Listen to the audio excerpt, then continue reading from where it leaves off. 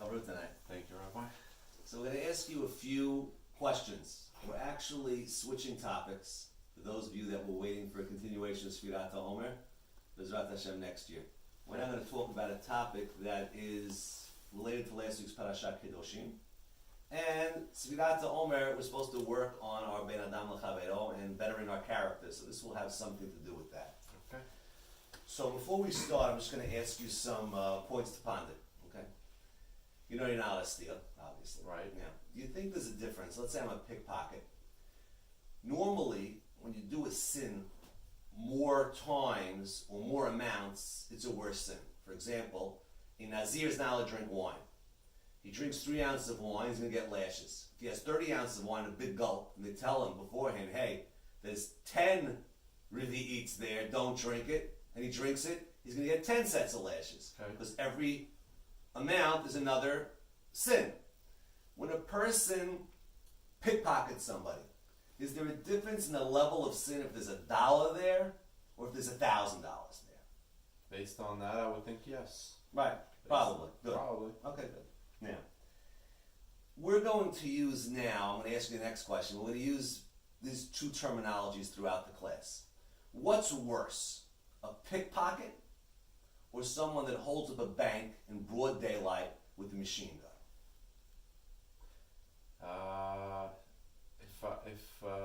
I would probably say the machine gun in broad daylight. Right, sounds much worse. Guy's holding up a Brinks truck, he's got a machine gun, this guy's on the train, he bumps into you and takes your wallet. Right. Sounds like the second guy is much less of a criminal. Right. Okay, good.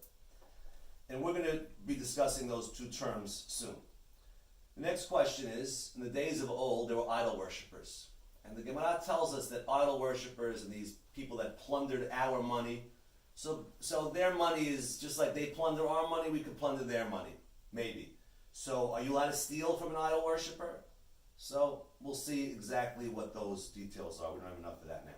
Now, another good question is, I don't know, some people like to tease, okay? Mm-hmm. So let's say you have a friend and he left his phone out and he's always leaving his phone around, right? A friend. I could throw a wife in for that matter. Your wife always leaves her car keys around. You say, you know, I want to teach you a lesson once. You walk into shul and there's her car keys by the sink in the bathroom. And she's now at a class.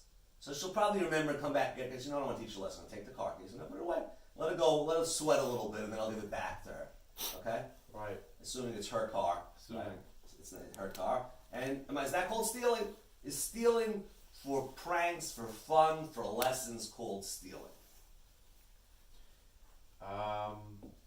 I would say if there's no harm, no foul at the end, right. should be. Sounds like it's okay, right? Yeah, okay, it's a little tease. Okay, not the end of the world. It's not stealing. You want to maybe accuse me of teasing, I'll get you. But stealing, I never intended to keep it, and I plan on giving it back. Right. Good. Makes sense. Similar question. Let's say I'm actually stealing from the guy to benefit him. What does that mean? I'm going by his house, and it's a crazy story. Just we'll make up a story. I'm working for a Hollywood show, and they need a Toyota Camry for the next scene. They need a Toyota Camry. And for some reason, they can't find a Toyota Camry. They happen to have in the last scene, there's a Bentley on the truck. So they say, look, we just need the Toyota Camry now. We'll do anything for it. It's going to slow down the whole thing. You're passing by your friend's driveway, and they say, hey, there's a Camry. We'll take the Camry, and we'll replace it with a Bentley, and he's not going to get back his Camry because doing one of these scenes when it hits the wall and it blows up. And we need to explode a Camry. You're not asking him any permission. You're stealing his Camry. You're immediately replacing it with a Bentley. Is that legal or not? It's tough. I would be happy with the Bentley, but I don't know. I don't know if that's... Okay, good. We'll find that out. Another question. This guy stole money from you. You're walking by his house, you see his windows open, and there's all your wife's jewelry. He's in the backyard. You have two options. Either climb through the window, take your wife's jewelry and leave, or you have the black belt in karate. Ring the bell, guy answers the door, give him a whack, and go get your jewelry. Which do you think is the preferred way to do it? I would say give the guy the whack. Wow. Okay.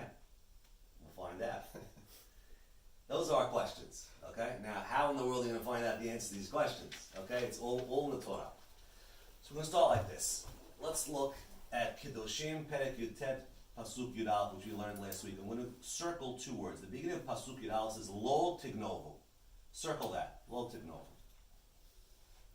A little bit later in the Pasuk, in Pasuk Yud Gimel, it says, the fourth, fifth word, V'lo Tigzol. V'lo Tigzol. Don't be a ganav, don't be a gazlan. Now, you're not the average guy, but if you ask the average guy, what's the difference between a ganav and a gazlan? You went to, which school did you go to? I went to Magdave Elementary and Flatbush High School. So they taught you Hebrew, They right? taught us Hebrew. Good. So what is the difference between a That's why I taught ganav? us this too. Okay, what's the difference between a ganav and a gazlan? So if you asked me this yesterday, I wouldn't have known necessarily. Today I'll tell you that a ganav does it in hiding, like a pickpocket or sneaking in the middle of the night. And a gazlan is someone who does it out in the open. Good, good. Now, if you, I don't know modern Hebrew, and I don't know if you go, and I'm saying that's why I use that term modern Hebrew. If you go in modern Hebrew and you say, you ask the giveret, somebody that teaches Hebrew, and you say, what's the difference between a ganav and a gazlan? I don't know in modern, maybe it is. Maybe in modern Hebrew, the ganav is the pickpocket and the gazlan is the guy with the machine gun. I don't know. Maybe there's a forcefulness in gezel. Maybe. I don't know. I'm saying I didn't look Right, it up. I don't know. Okay? But maybe ask your wife. Maybe she could find out for That's us. my mother. Ask your mother. Right? Your mother's from Israel. Right? Ask somebody what's the difference between ganav and My father gazlan. would Your know, father, right? actually. But not someone that has a Torah head. Right. I just want someone that Okay. knows language. I'm just interested. Yes. Okay, fine. So that's a ganav and a gazlan. Now, what's the difference? Again, at first glance, like you said, pickpockets don't sound as bad Right. as bank robbers. But if we go to the next page and we see how the Torah punishes the difference, now this is going to be an important thing, hopefully, for the rest of your life. Whenever you see the word ganav in the Torah and gazlan, it's not interchangeable. Right. So I'm going to go first to Pasuk Gimel, a little bit lower down, Chaf Bet Gimel in Mishpatim. Okay. We find the item, Chaim Shnayim Yishalem. You pay double. It's called kefel. You steal a pen, you didn't fess up, we find you with the pen, gotta pay 2 pence. Whatever you steal, you pay back double. That's a fine to deter theft. Right. Now, what happens? Go to Pasuk Lamed Zayin. Ki gnov ish shor oseh.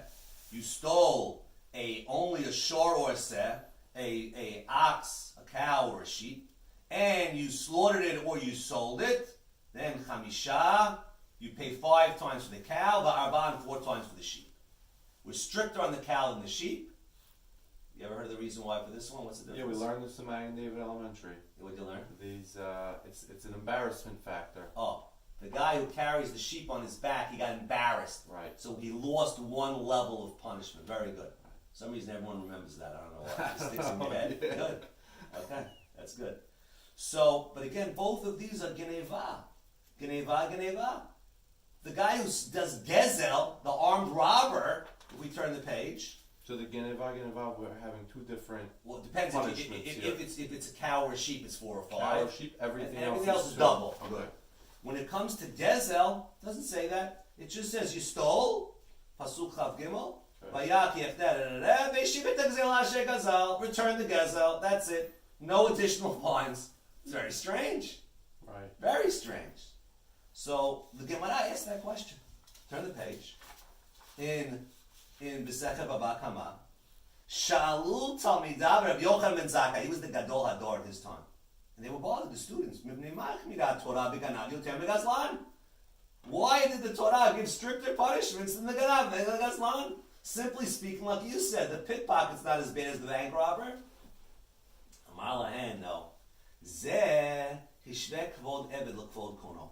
The bank robber, he respects God and respects people equally. He respects God. I don't care about anybody. But zeh the ganav lo hishveh kvod eved l'kvod kono. I'm afraid of people. I'm not afraid of God. He made it like God doesn't see. People see, so I sneak. That activity of sneaking is a horrific activity. God doesn't see. You think you could sneak? We don't like that. That's much worse than the bank robber. Right. Which is opposite, counterintuitive. Sure. Right? Good. We turn the page. Now, interesting to note, the Rambam differentiates between Geneva and Gezelah. He has the laws of Geneva and the laws of Gezelah. He doesn't put them together. And we're going to make some interesting diukim between the two. Interesting diukim to compare and contrast. Okay, we're going to read this. Go to the top. Kol gonev mamon mishaveh pruta ulamala. If you steal money from a prutan above, over lo taseh. Shnei lo tignov. When it comes to stealing, he says a prutan above. When you go to the laws of Gizela on the next page, we'll put them side by side. Kol gozel chaviro shaveh pruta. Over lo taseh. He doesn't say a prutan above. Here, every pruta is a sin. Right. When it comes to Geneva, like we asked the question, $100 versus $1,000. When you pickpocket the guy, then it's $100, $1,000 is the same. When you're a bank robber, every extra pruta is different.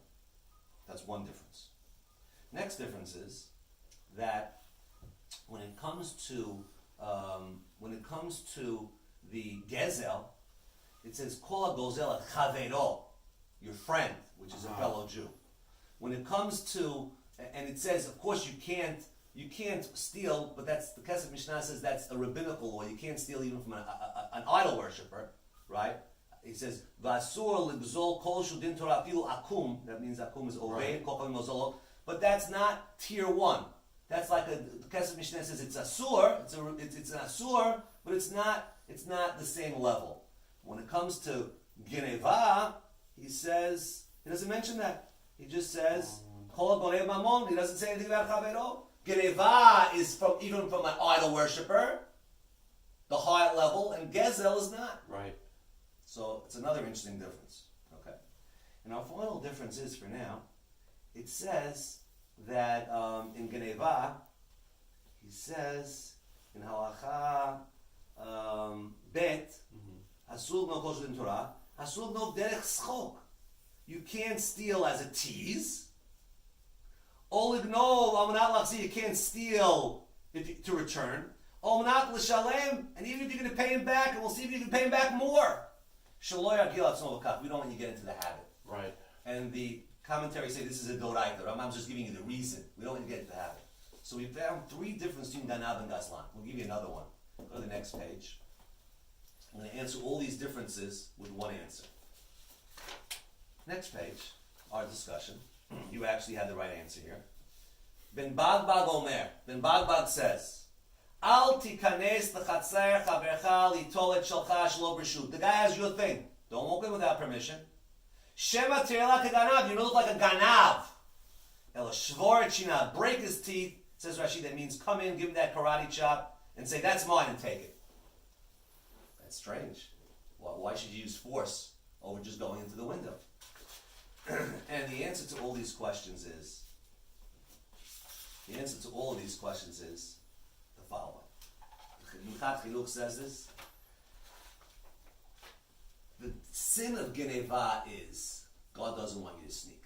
That concept of hiding from God, that's the sin. Right.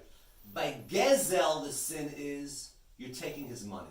It's like a mazik. Just like I can't burn his things, I can't steal his things. It's more about him. Ganav is more about me. Gezel is more about him. And therefore, with that, all the answers are clear.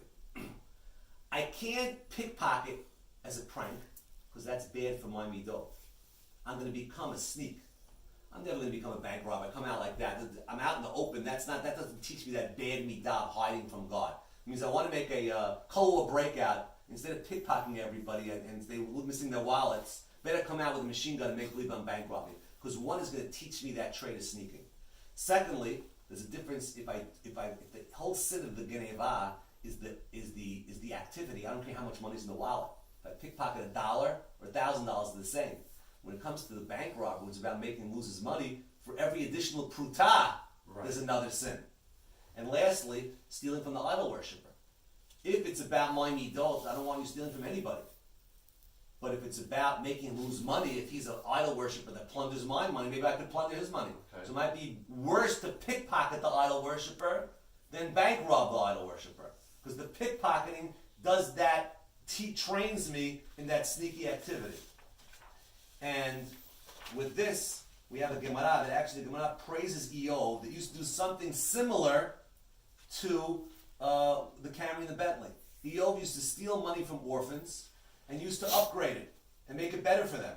So one of the rabbis say, I have a Gemara that clearly states, you're not allowed, I have the following scenario. Imagine this case. We're going to wrap it up now because we're coming to an end. Imagine the following scenario. There's a rabbi before Pesach. He's very poor. I'm trying to give him money. He doesn't want to take any money from the people. He's too proud. I have a great idea. I'm going to go into the house in the middle of the night, steal his sheep, or better yet, I'll steal his cow, slaughter it, and then I'll give back 4 and 5, and he has to take it because, hey, my lucky day. He's going to take that. The Torah says that's okay. And I says, you're not going to do that. It's Geneva. It's Geneva. So how could the Gemara say that Eov would go out and steal money from the orphans? And the answer is, it says he would do it in the open. He would take it in the open. That's okay. That means if I go in the broad daylight and take the Camry and put the Bentley there, that's okay. Because I'm not teaching myself bad midot. I didn't make you lose any money. It's okay. But if I'm sneaking, even if my intention is to benefit you, it's not about you, it's about me. So that's the fundamental difference. Pickpocketing is about me. Bank robbing is about you. And there's much more to go through. And Bezrat Hashem, you'll do it on Wednesday night. Thanks a lot. Thanks, Rabbi.